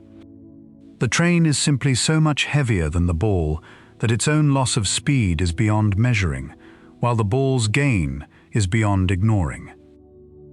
A spacecraft flying near a planet performs exactly this exchange, with gravity standing in for the bounce. The craft falls toward the planet, whips around behind it in a tight hyperbolic curve, and departs. In the planet's frame, the story is symmetrical and dull, arriving and leaving at the same speed, like the ball off the locomotive. But the planet is not standing still. It is barreling along its orbit, Jupiter at 13 kilometers per second, and in the Sun's frame, the frame that decides who escapes, the departing spacecraft carries away a share of the planet's orbital motion. Pass behind the planet, and you are flung forward, faster than you came. Pass ahead of it, and the exchange runs in reverse, the planet's gravity holding you back, slowing you against the sun. Both directions of the trade have been used deliberately, dozens of times. The outward missions steal speed. The inner missions, bound sunward for the small hot worlds, use flybys as brakes, shedding the sideways inheritance they cannot afford to keep, because falling toward the sun is free, but arriving gently is not. The bookkeeping, as always in the well, is exact. Whatever the spacecraft gains, the planet loses, scaled by the ratio of their masses, and the ratio is absurd. When a 1-ton probe takes 7 kilometers per second from Jupiter, and one mission took very nearly that from a single flyby, more than its entire engine could have produced with every drop aboard, Jupiter's orbit sinks by a distance smaller than the width of an atom, spread over a century of drift. The well permits redistribution, we said earlier, and this is what redistribution looks like. The solar system's motion is a treasury of speed beyond any conceivable spending, quadrillions of tons moving at tens of kilometers per second, and the assist is simply the legal instrument by which a small, clever visitor makes a withdrawal. Jupiter, holding more mass than every other planet combined and carrying its 13 kilometers per second with it, is the bank. Every one of the 5 escapees made a withdrawal there. There has never been an escape from the solar system that Jupiter did not co-sign. And the trick can be compounded. Some missions return to the same body again and again, timing each orbit so that every pass takes another small toll, climbing the well on installments. The great tour missions of the outer moons have strung together dozens of flybys in a single campaign, achieving with patience what no engine aboard could have brute forced. Watching their trajectories plotted is like watching a leaf carried up a staircase by gusts, nothing violent anywhere, and altitude accumulating all the while. When the technique was first worked out, it struck many as too good to be true, a free lunch smuggled into a universe that forbids them, and the objection was reasonable, and its resolution is lovely. There is no free lunch. There is an enormous, slow-cooked lunch already paid for, 4.5 billion years ago, by the collapsing cloud. The planet's orbital motion is stored work, the concentrated turning of the ancient disk, and a gravity assist merely transfers a crumb of that ancient account to a new bearer.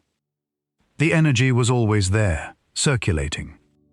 What the trajectory designers discovered was not new physics, but an unclaimed inheritance, and the discovery reshaped every mission that followed. Deep space navigation stopped being a problem of engines and became a problem of appointments, of arranging to be in the right place beside the right moving world at the right hour, sometimes a decade in advance, threading flybys like beads on a string of years. It is precision of a kind with few parallels anywhere in human work, aiming a machine across 1 billion kilometers to arrive within a window of minutes, and its reward is speed that no fuel could buy. And notice the quiet corollary, the one that closes tonight's circle of ideas. Assists only work because the planets move. The very same sideways inheritance that imprisons us, the perpetual unspendable motion of everything in the disk, is the only account rich enough to fund our exits. If the planets hung motionless in a static solar system, there would be nothing to borrow and no escape at any price our engines could meet.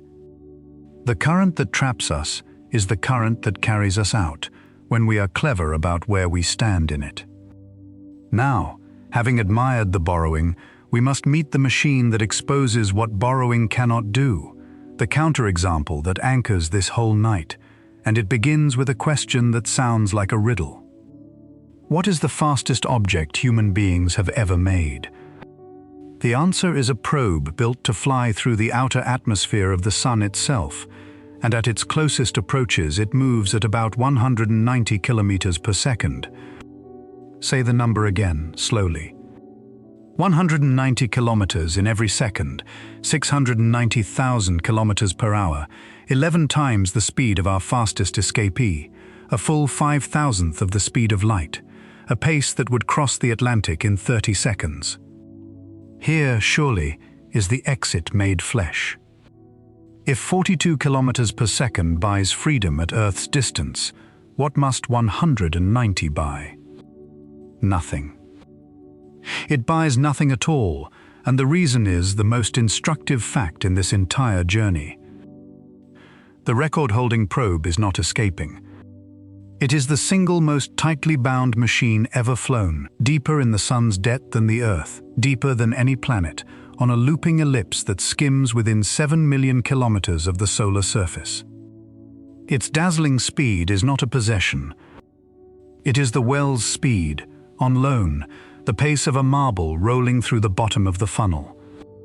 Every orbit, the probe falls from the neighborhood of Venus down the steepest part of the slope, and gravity pays out speed the whole way down, and the probe rounds the sun in a blur of borrowed velocity, and then it climbs, and gravity takes every bit of it back, decelerating the little machine as remorselessly as it accelerated it, until at the top of its arc it drifts at a small fraction of its famous record. The number on the speedometer was never the point. Speed is what the well gives you for visiting the bottom. Energy is what decides whether you may leave, and in energy, the fastest object in history is the least free thing we have ever built. There is a second lesson folded inside the first, and it is stranger. To become the fastest object ever, the probe did not fire engines to speed up. It arranged, laboriously, to slow down. Cast off from Earth, it carried the usual inheritance, our 30 kilometers per second of sideways motion, and that speed is precisely what keeps things away from the sun, the same guardian motion that has kept Earth unburned for 4 billion years. To fall close to the sun, the probe had to shed that protection, and shedding it honestly, with fuel, would have cost more than any rocket could carry, for the same reason turning costs more than leaving. So it borrowed in reverse. 7 times it has swung past Venus, each pass ahead of the planet, each one a gentle break, handing Venus a sliver of orbital motion and sinking a little deeper sunward. Read that sequence against the night's earlier arithmetic, and the symmetry closes like a well-made box. Falling inward and flying outward are the same problem. Both require erasing or overwhelming the sideways inheritance. The sun guards its doorstep in both directions, and the toll booth faces both ways, and the fastest machine in history paid 7 installments merely for permission to fall.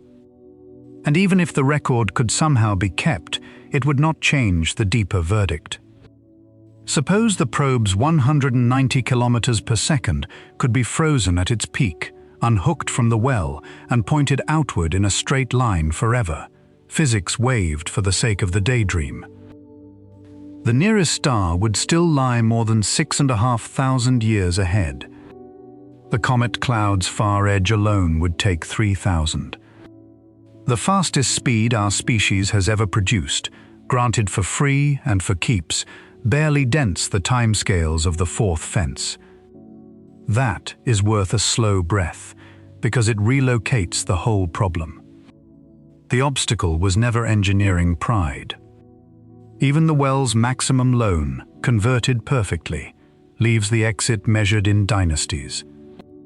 One more piece of the borrower's craft completes this part of the night, and it points forward to everything that comes next. Speed is most valuable to buy where speed is already highest. A rocket burn performed at the bottom of a well, at the fastest point of an orbit, yields more final energy than the identical burn performed out in the slow flats, because the fuel's energy is banked on top of motion, and motion compounds. The effect sounds like a swindle, and is nothing but arithmetic, and it means the cheapest place in the solar system to buy escape velocity is, of all places, as close to the sun as machinery can survive. Dive first, then burn. Fall deliberately toward the fire, and at the bottom of the fall, at the moment of greatest speed, spend everything at once, and the well's own depth multiplies your money. Nearly every serious blueprint for leaving the solar system quickly, the ones we will visit in the next part of our journey, begins with exactly this maneuver, a plunge toward the sun, executed in order to flee it. The way out, for the second time tonight, turns out to run in the direction that looks most like the way in. The cage's bars, as we keep discovering, are made of the same material as the key. So what would it actually take? Suppose a generation resolved, calmly and with full knowledge of the arithmetic, to send something out of the solar system quickly, not as a byproduct of planetary science, but as the mission itself. what is honestly on the table, with physics as written and engineering as it could plausibly become. This part of the night is a survey of the real proposals, the ones with equations behind them, and it is worth saying at the outset that every one of them obeys the lesson of the borrowers. Not one carries its own fuel in the old sense. Each takes its push from something it does not have to lift. The first family of plans begins with the maneuver we ended the last part admiring, the dive. Fall toward the sun deliberately, as close as materials can endure, and at the bottom of the fall, at the moment of greatest borrowed speed, spend everything at once, letting the well's depth multiply the purchase. A probe that dives to within a few solar radii and fires a single hard burn at the bottom can depart the solar system at 50 to 100 kilometers per second, 3 to 6 times our fastest escapee, using engines that exist today. The same dive can be flown without an engine at all, if the falling craft unfurls a sail. Sunlight presses on every surface it touches, feebly, about 9 newtons on a square kilometer of perfect mirror at our distance, but the pressure grows enormously close in, and a sail of a few microns thickness, unfurled at the bottom of a dive, rides the light like a grain in a flood. Sail studies arrive at similar figures, tens of kilometers per second and up, with the technology's far edge, gossamer ceramics, deployed almost against the sun's face, reaching toward 200. The dive plans are the nearest thing we have to a costed exit, and their hardware reads like the inventory of a fable. A sundiver sail is a mirror the size of a city block, thinner than a soap bubble, woven of ceramics and refractory metals a few millionths of a meter thick, asked to open its face to the sun at a distance where ordinary rock would begin to glow. The engineering teams speak soberly of such objects, of packing them, of unfurling them at the bottom of the fall without a single tear, and the sobriety is its own kind of wonder. And it is worth hearing the itineraries of even these heroic machines plainly. At 100 kilometers per second, the heliopause falls in 6 years instead of 40, the distance record of half a century beaten before the first re-election of the program's funding. The comet cloud still takes 6,000 years. The dive multiplies our speed several-fold, and the fourth fence swallows the multiplication whole, the way the sea swallows a stone. The second family removes the engine from the ship entirely and leaves it at home, and this is where the numbers grow very large, very fast. Build a phased array of lasers on the ground or in orbit, gigawatts of light focused into a coherent beam, and aim it at a sail. The ship carries nothing, no tanks, no reactor, no engine, and so the rocket equation, the tyrant of this entire night, simply does not apply to it. The most studied modern version proposes probes of about 1 gram, wafers of electronics riding sails a few meters across, driven by a 100-gigawatt beam for a few minutes of acceleration at thousands of times the strength of Earth's gravity. Final speed, 20% of the speed of light. 60,000 kilometers per second. At that pace, the heliopause passes in 10 days, the comet cloud in a month or two, and the nearest star in about 20 years, within the working life of the scientists who pressed the button.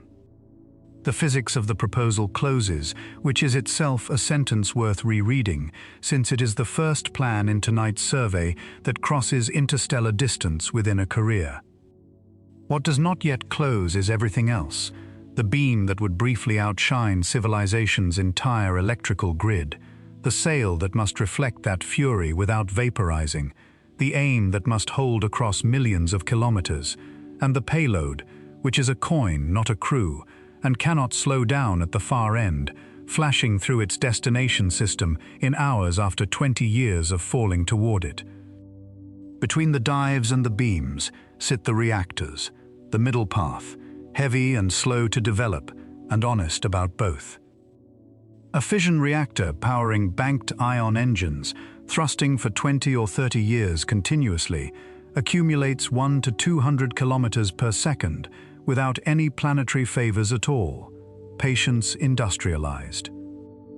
And the old detonation pulse blueprint, the vessel that rides a drumbeat of nuclear charges, remains what it has been for 2 generations, the only fully engineered concept that could move thousands of tons, ships with people and farms and libraries in them, at comparable speeds.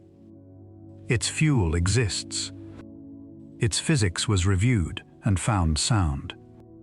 It was set aside by treaty and by conscience, and it waits in the archives, neither refuted nor built, a door our species examined and chose, for defensible reasons, not to open. One serious successor study even concluded that the practical route to the nearest stars begins with mining a rare isotope from the atmospheres of the giant planets, which is to say, the prerequisite for leaving the solar system is first to industrialize it. The exit, priced honestly, costs a civilization. For completeness, the survey should name the ceiling, the fuel that ends all fuel arguments.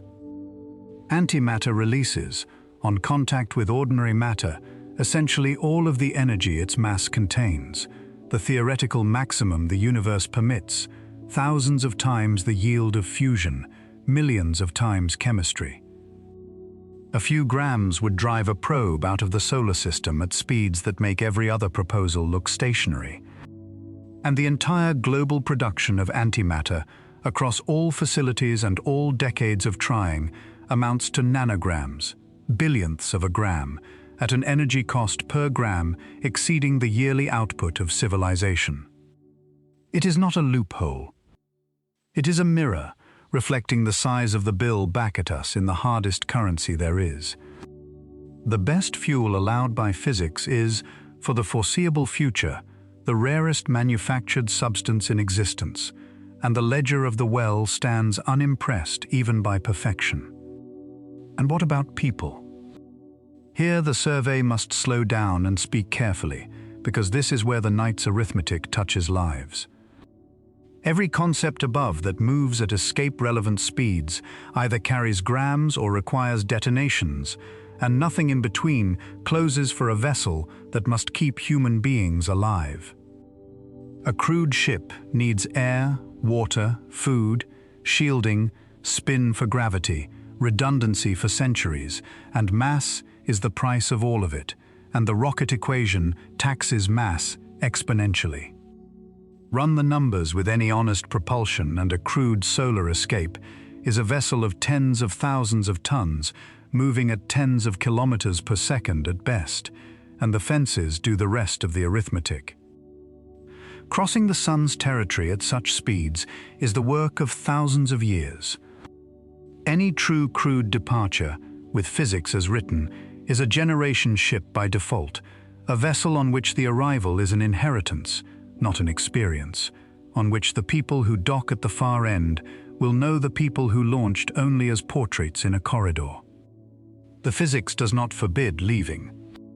It forbids leaving quickly, and quickly is the part a human lifetime requires. And the deepest unsolved problem of such a vessel is not its engine, but its ecology.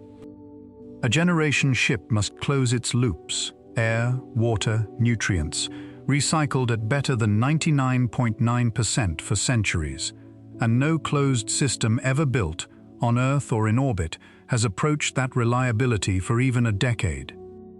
We know more about how to push such a ship than about how to keep its gardens alive. The fine print of the deep dark adds its own clauses.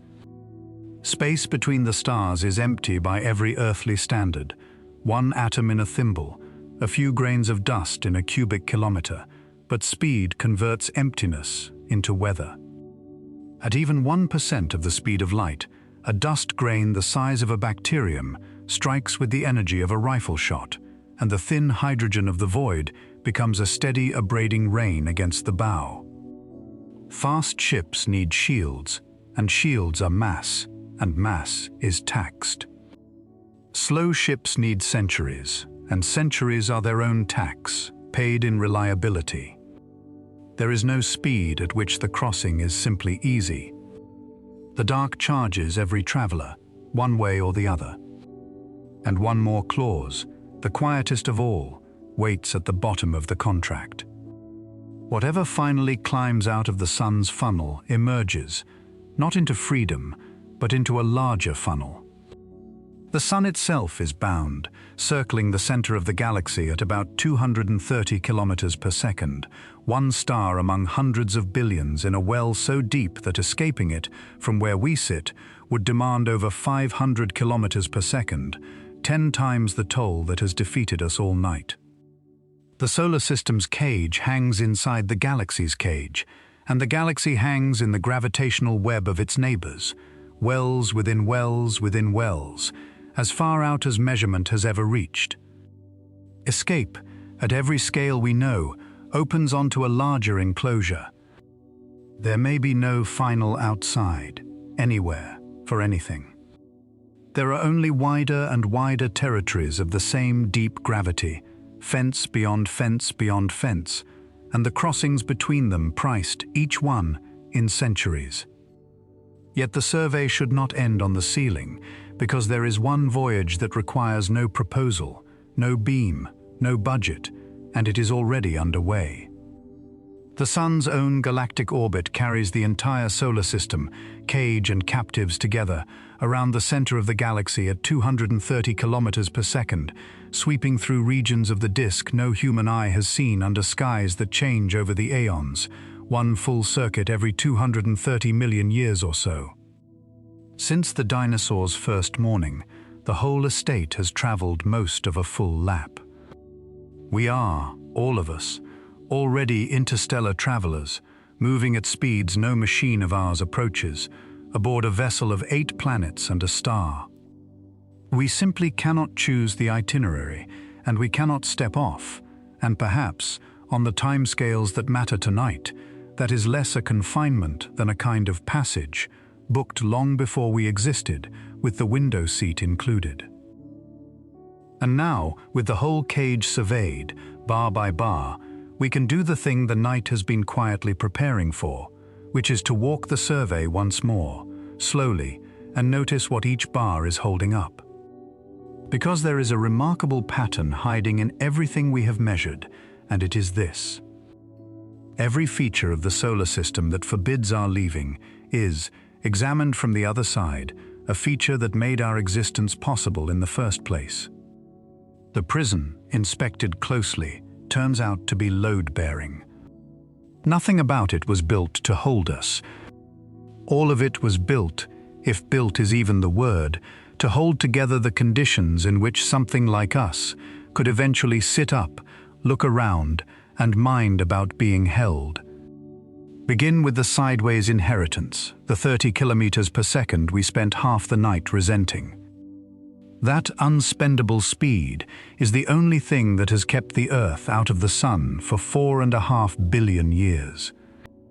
Slow the Earth appreciably, and it spirals into the fire. Speed it up, and it swings wide into cold that no summer could survive. The exact, maddening, unspendable sideways motion is the balance point, the pace of the perpetual miss, and every living thing that has ever existed has existed inside the safety of that miss. The bar of the cage and the rail of the balcony are the same piece of steel. We cannot spend the inheritance precisely because the inheritance is what we are living on. Consider the flatness next, the plane that makes flying up unaffordable. That same flatness is why there are planets at all. A cloud that never flattened would have remained a cloud, or fallen wholesale into its star. It was the disk, the great settling of everything into one shared table, that let dust find dust, and grains build pebbles, and pebbles assemble worlds over the patient millions of years. Flatness is the geometry of gathering. The disk that hems us into 2 dimensions of travel is the reason there is a here to travel from. And the depth of the well, the 42-kilometer toll that has defeated every engine, is the grip that has held the whole arrangement steady while life took its unhurried time. A shallower well would have been a looser hand. Passing stars, over the eons, would have stripped a lightly held system of its outer worlds and rattled the inner ones, and the steady climates that patient evolution requires would have been interrupted by the wandering of unanchored planets. The sun's depth is the solar system's memory, the reason the orbits of our childhood textbooks are the orbits still, and the toll it charges at the exit is exactly the strength of its holding everything else in place. Even the fences earn their keep. The heliosphere, the weather bubble whose border our two farthest travelers crossed, is not merely a line on the survey. It is a shield, the sun's breath standing between us and the galaxy's radiation, turning aside the greater part of the cosmic rays that would otherwise rain through every living cell on Earth. The bubble we cannot quickly cross is the bubble that has been quietly filtering the sky for the whole history of biology.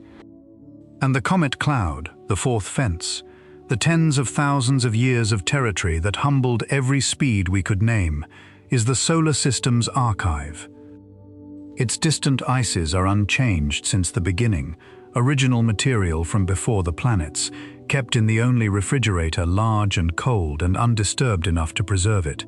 And every so often the archive lends a volume, a comet falling inward carrying 4.5 billion years of provenance for our instruments to read. The distance that imprisons is the distance that preserves. Nothing about the far territory is a wall. It is a wilderness, and wildernesses keep things. There is a thought experiment that gathers all of this into a single frame. Imagine for a moment the solar system rebuilt to be escapable, redesigned by some obliging committee so that leaving was easy. The sun would need to be lighter, its well shallow enough for chemical rockets, which makes it dimmer and shorter tempered, the kind of small star whose flares strip atmospheres from close huddled planets. The Earth would need to move slower, which is to say nearer the fire or on its way into it. The disk would need to be dispersed, which unbuilds the worlds. The fences would need to come down, the bubble and the cloud, which opens the interior to the weather of the galaxy. Follow the renovation to its end, and the result is a solar system that anything could leave and nothing would want to, because nothing living would be in it. The committee cannot grant the exit without repossessing the ground we stand on. Escapability and habitability, at least for worlds like ours, are the same dial turned in opposite directions, and the dial is set, and it was set well.